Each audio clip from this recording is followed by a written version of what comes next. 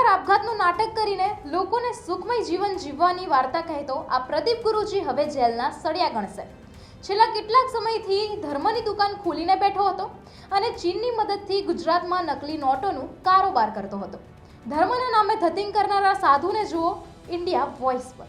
સૌરાષ્ટ્રના નાનકડા ગામમાં જન્મેલો પ્રદીપ જોટંગિયાનો દાવો છે કે એ 8મા ધોરણમાં ભણતો હતો ત્યારે એને દિવ્ય શક્તિ મળી હતી. બસ પછી એની કરામત શરૂ થઈ. એને પહેલાં રાજકોટમાં એક આશ્રમ ખોલ્યો અને યોગ ગુરુના નામે કળા કરવાનું ચાલુ કર્યું અને માત્ર 7 વર્ષમાં રાજકોટ અને સુરતમાં આવા ભવ્ય આશ્રમ બનાવ્યા. પ્રદીપની રાજકોટમાં દુકાન ચાલી જતા એ સુરત તરફ આવ્યો અને સુરતમાં એને આશ્રમ ખોલ્યો. પણ પ્રદીપ ચર્ચામાં આવ્યો 2018માં. આપઘાતનો પ્રયાસ કરીને 1 ડિસેમ્બર 2018માં 9 પાનાની સુસાઇડ નોટ લખી એમાં આશ્રમના 10 સાધકો એને પરેશાન કરતા હોવાની વાત કહી. એના અનુયાયીઓ એના ચારિત્ર્ય વિશે ખોટી વાત કરતા હોવાની વાત કહી અને આશ્રમમાં દાન આપનાર અનુયાયીઓ પૈસા પાછા માંગતા હોવાથી આપઘાત કરતો હોવાનું કહ્યું હતું. એના આપઘાતના પ્રયાસ પછી લોકોએ ઉઘરાણી બંધ કરી અને એનો જમાનો આવ્યો. સુરતમાં આશ્રમ ચલાવવા લાગ્યો, મોંઘી કારમાં ફરવા લાગ્યો. આ સમયમાં એને નકલી નોટો બનાવવાનું શરૂ કર્યું.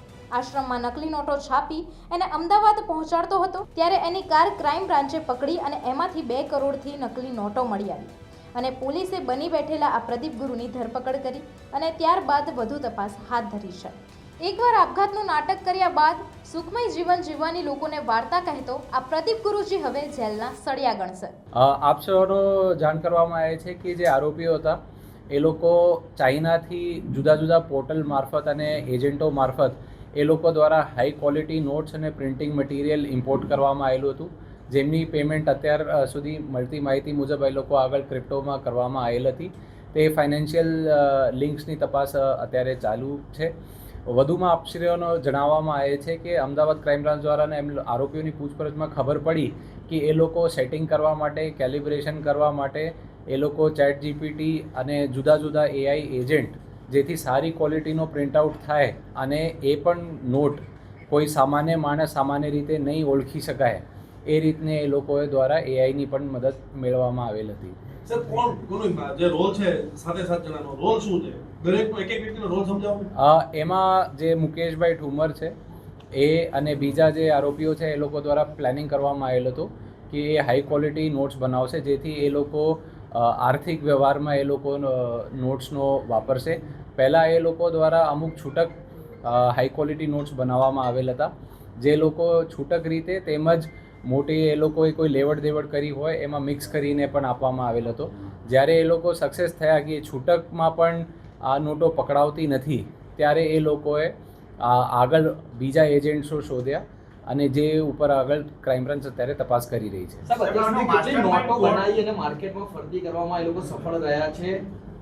એ લોકોની પૂછપરછ કરવામાં આવેલ છે પણ પ્રાથમિક દ્રષ્ટિએ જે આપણે કહી શકીએ કે 2 કરોડ અને 2 કરોડ 10 લાખ અને 28 લાખનો બીજા જે છે અને અગાઉ 10 થી 20 લાખનું એ લોકોએ પ્રિન્ટઆઉટ કાઢી ચૂક્યા છે અને છેલ્લા 6 મહિનાથી આ ધંધો કરતો હતો.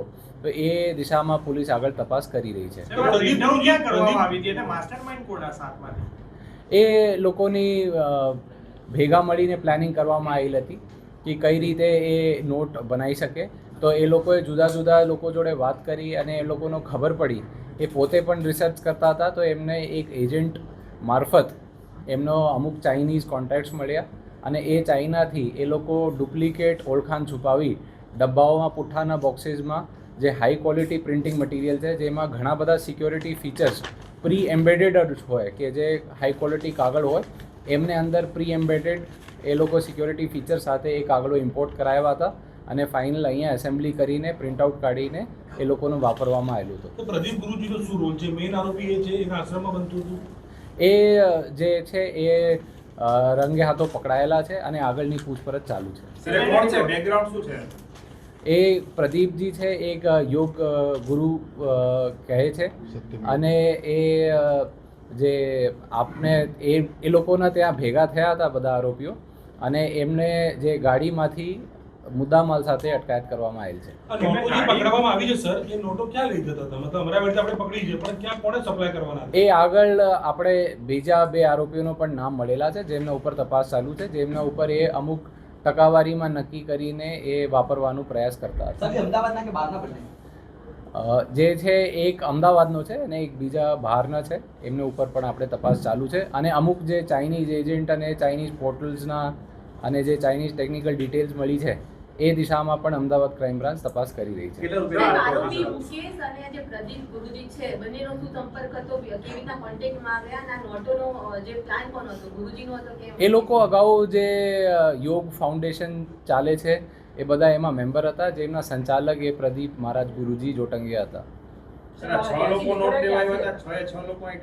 એ લોકો એટલા માટે આવ્યા હતા જેથી એમને જોડે એક મહિલા પણ હતી અને એટલા માટે રાખેલી હતી જેથી પોલીસનો શંકા ઓછી જાય અને કોઈ ચેકિંગ વ્યવસ્થિત ફેમિલી જેવું લાગે તો પોલીસ ચેકિંગ ઓછું કરે. એ મહિલા કોણ છે? સમજતો એ અત્યારે મહિલાને આપણે આરોપીમાં લેવા મહિલા બેનની અત્યારે આપણે આઈડેન્ટિટી રિવીલ એટલા માટે નથી કરવામાં આવેલ કે જે નામદાર કમિશન્સ વગેરે હોય એમની સૂચન મુજબ અત્યારે આપણે મહિલાની વિગત આપણે આઈડેન્ટિફાઈ રિવીલ નથી કરી.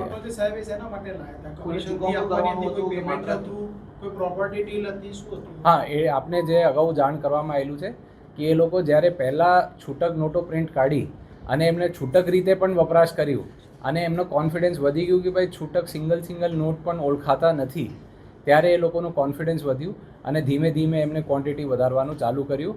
અને એમને જે આગળ જે દિશામાં તપાસ ચાલી રહી છે એમાં જે એજન્ટ આઈડેન્ટિફાઈ થયા છે જેમને આ ટકાવારીમાં વેચવાના હતા તો એમના ઉપર આપણે તપાસ અત્યારે ચાલુ છે.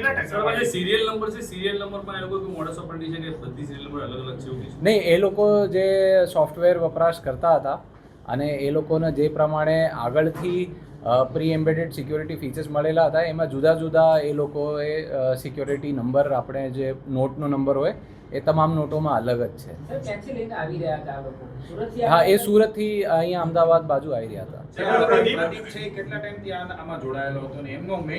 એ આપણે અત્યારે પોલીસ દ્વારા જે તમામ પંચનામા અને એ તપાસનું કામ પૂરું કરવામાં આવેલું છે. આગળ આપણે રિમાન્ડ મેળવીશું અને એ બધા મુદ્દાઓ આપણે રિમાન્ડ દરમિયાન ક્લેરિફાઈ કયા મુદ્દા કયા થિયરી લઈને તપાસ કરશે? એમાં આપણે સૌથી જે ઇમ્પોર્ટન્ટ છે કે જે કોઈ પણ FICN એટલે ફેક ઇન્ડિયન કરન્સી નોટ્સનો જે ઇસ્યુ હોય એ ભારતની આર્થિક સુરક્ષા માટે અત્યંત જોખમી હોય છે અને એમના ઉપર આપણી બાજ નજર રાખીને પગલાં લેવામાં આવતા હોય છે.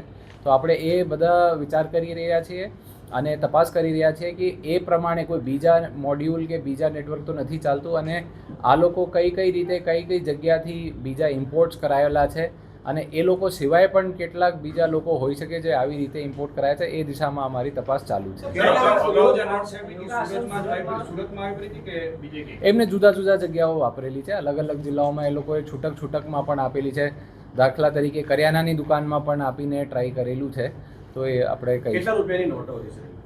એ 500-500ની જ છે બધી નોટો. એમને 500 એમના જે સોફ્ટવેર અને એમને જે પ્રિન્ટિંગ મટીરિયલ્સ મંગાવેલા છે એ 500 રૂપીઝ નોટ્સ વાળા છે. કેવી રીતે આવ્યો અને તેમનો હેતુ શું હતો? એમના હેતુ તો આર્થિક લાભ લેવા માટે કે એ લોકોને ખબર પડી કે આ એમોથી આપણે સારી ટકાવારીમાં નફો કમાઈ શકાય અને હાઈ ક્વોલિટી નોટ્સ પકડાય પણ ઓછું છે અને એમને પકડવાના પણ અત્યંત મુશ્કેલ હોય છે. તો એ એમના કાવતરા ગઠન કરીને આગળ એ અંજામ આપ્યું છે. મશીનમાં ચેક કરતા પાસ થઈ જાય છે, મશીન અને નકલી નોટ કરીને બહાર એ આપણે જે અમુક સિક્યોરિટી ફીચર્સ છે એ અમે અમારા દ્વારા જે RBIની યુનિટ છે અને FSLમાં ત્યાં મોકલવામાં આવશે. પણ સામાન્ય દેખાતી રીતે એમને પકડવાના મુશ્કેલ લાગે છે એટલા માટે એ લોકો અત્યાર સુધી સક્સેસ થયા હતા.